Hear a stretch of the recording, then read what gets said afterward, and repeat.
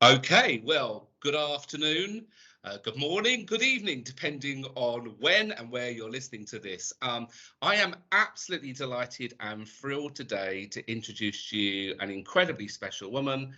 Please welcome Bekah Legg. Hello, Bekah. Hello, I'm feeling a little bit overwhelmed. You're welcome. Thank you very much.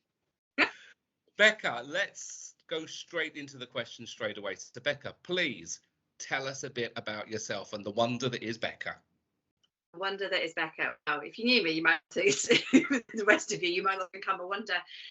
So I'm in my mid-40s. I am a CEO of a charity, and I'm married to a husband called Steve, who is irrepressible. And between us, we have 6 children, which is the bit that usually blows people's minds. So we got married over a decade ago and already had 6 children between us, and since then we've fostered a few more at various points. But we're currently completely empty nested, and it's rather nice. Okay, so Bekah, what do you do for a job? What do you do during the day? So my day job is I'm the CEO of a charity called Restored. And so, yeah, that involves what it sounds like, really. It's a smaller charity, but we are mighty. Small but mighty is how we describe ourselves. We carry quite a punch working in the domestic abuse sector. Okay, we'll come on to that a little bit later on. First question I've got, obviously this is part of International Women's Day while I'm having this chat with you today. So first of all, tell me, what does International Women's Day mean to you? Do you know, I think for me it is a day to celebrate some of the amazing women that we know who are amazing in a myriad of different ways. But just to take a moment to stop and recognise that against the odds, women around the world are doing extraordinary things. And I think for me, that is something that's worth celebrating every year. Fantastic, thank you. And just thinking about that for a moment, how important has female mentorship been to you in your career? Do you know what? I've had some incredible mentors, and some of them have been amazing men who have been brilliant allies and who have helped me to see beyond who I could be. But I have had some phenomenal women, and I think the importance of female mentors is it's that idea of somebody who's gone before you, who's faced the same challenges, the same questions, and all the rest of it, and who has walked it before. And I think one of the things I have really loved about I'm just thinking of one mentor in particular because I've been fortunate to have a few at different phases in my life. But one who's just always been so honest and vulnerable about her challenges and about what has been difficult and her mistakes. And that's helped me, who, if I'm honest, struggles with imposter syndrome on a fairly large scale, to go, oh, well, if you can do it, if you've been able to get past those things, then maybe I can too. And I think you can't underestimate the power of a really good, honest, but like encouraging mentor. They're brilliant. Fantastic. Okay, so just thinking for a moment, what challenges have you personally seen women face during your career? I think so a lot of it is around stereotyping and expectations. I have unfortunate. Well, actually, I'm not as blonde as I used to be, but I used to be a lot blonder, and people have made a lot of assumptions about a blonde woman.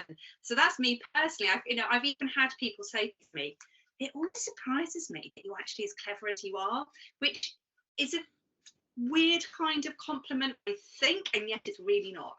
All at the same time, and there are assumptions that come with like remaining who you are, not trying to look like people's expectation of leadership and in the world around you. But I've seen women really struggle to cope with trying to juggle. I think one of the biggest struggles I've seen, and I've been very fortunate with not facing this quite so badly, but it's actually just trying to manage the whole of life, trying to manage home, children, and the workplace, because these expectations and stereotypes say, actually, you might have you working full time, but actually you still need to be amazing in the kitchen. You need to be an amazing parent. You need to be amazing in bed. You need to be amazing everywhere, basically. And the pressure that puts on is astronomical. And that's about the only way we get back around that is by men getting really good at going, actually, I'm going to pick up some of that slack. I'm going to pick up some of that weight ourselves. So I think that's a real challenge. But within the workplace, yeah, women being overlooked, because I think one of the places I've seen it the most is when you get just real old boys clubs,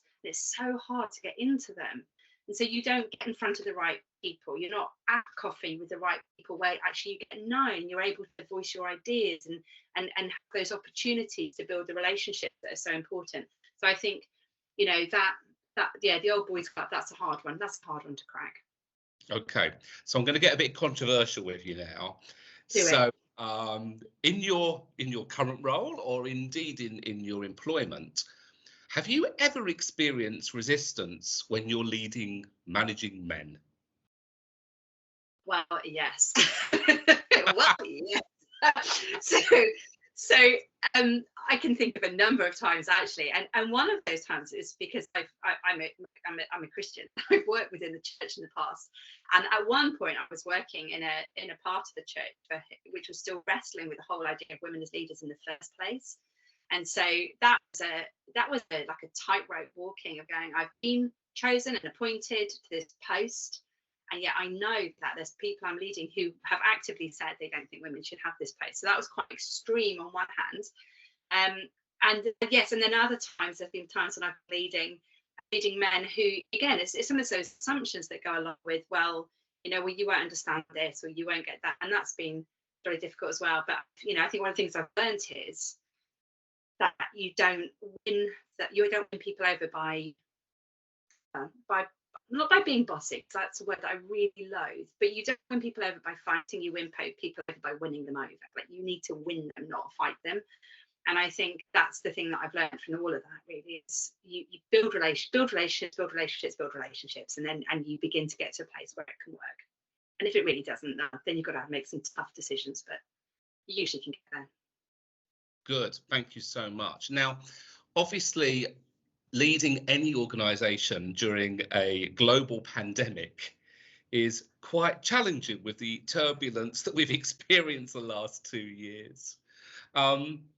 What do you think the working environment is going to look like post-pandemic? What do you see as changing as a result of what we've just been through? I guess it's going to depend on the sector that you work in, because if you're a nurse, it's going to look pretty similar to how it looked before. If you're a policeman, nothing much changes. But I think for those of us who are office-based or traditionally, things change. I've been leading during a pandemic, which was challenging. It was even more challenging because my interview was the very last day of lockdown, that last day of normality before we entered our first lockdown. So I took over a new organisation on Zoom and tried to build a relationship on Zoom and did the rest of it.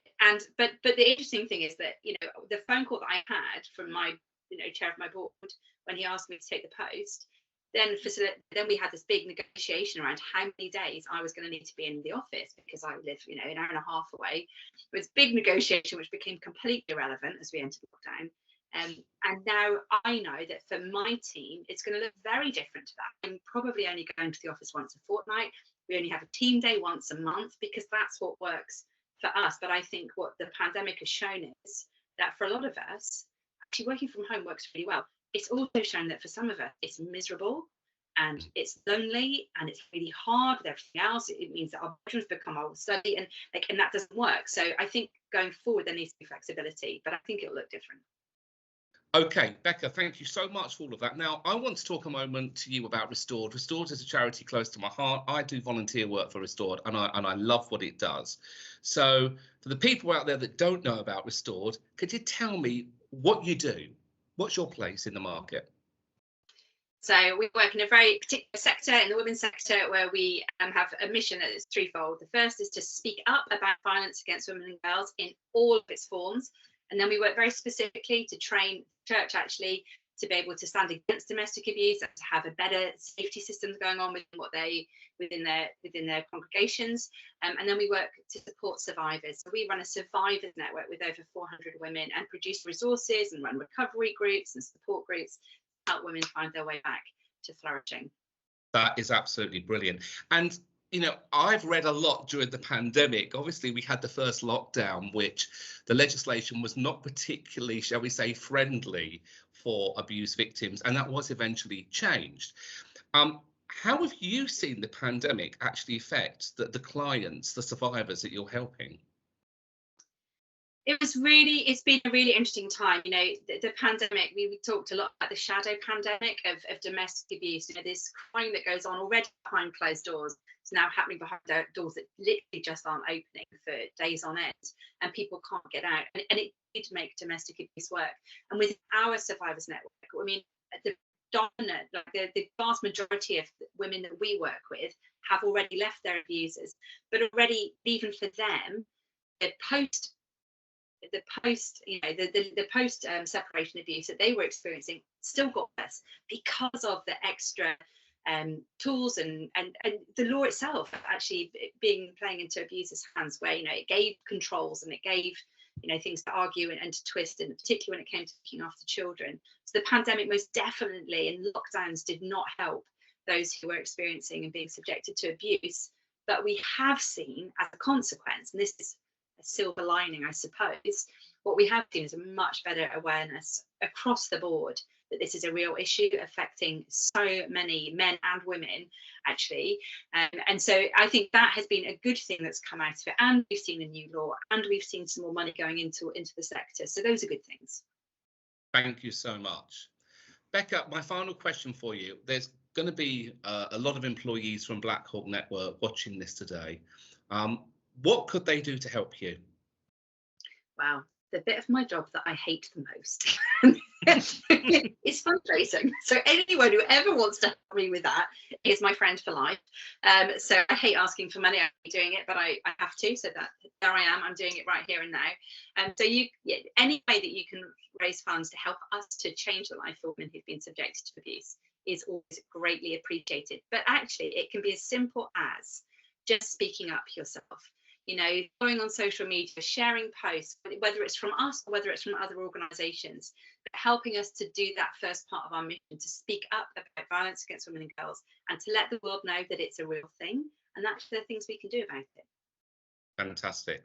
Bekah, it's always a pleasure speaking to you, and thank you so much for telling us about your experiences as a CEO, and also about the great work your charity does. And we will, for those watching, we will put on Yammer a link to Restored's charity, so you can go on and have a look.